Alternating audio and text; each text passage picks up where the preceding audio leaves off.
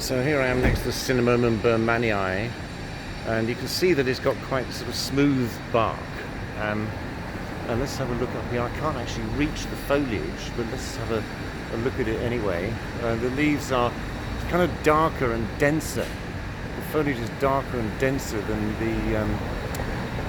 the Cinnamomum camphora, and actually it's flowering. I don't know if you can see. Let me try and zoom in, and we can see the trees actually in flower. There's little white flowers which are not terribly spectacular, but anyway, they do flower, but obviously not grown for its flowers. It's just a kind of a standard street tree, Cinnamomum burmannii. It's it's sort of a workhorse, if you like.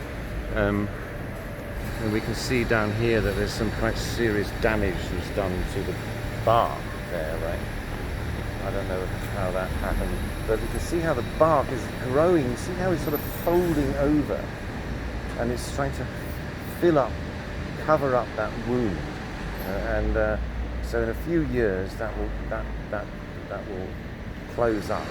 However, of course, in the meantime, there will be some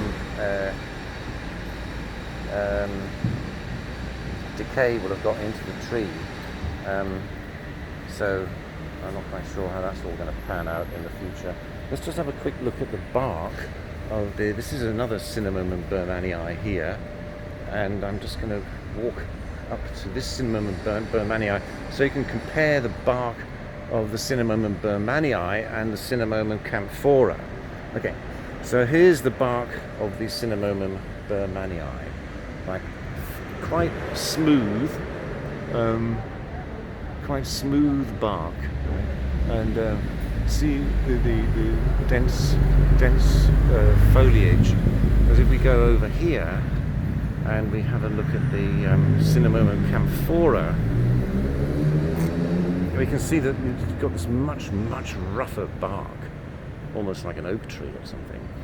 So that's the typical rougher bark of the Cinnamomum camphora, and the foliage is a little bit less kind of dense over the top. So Cinnamomum camphora and Cinnamomum burmannii.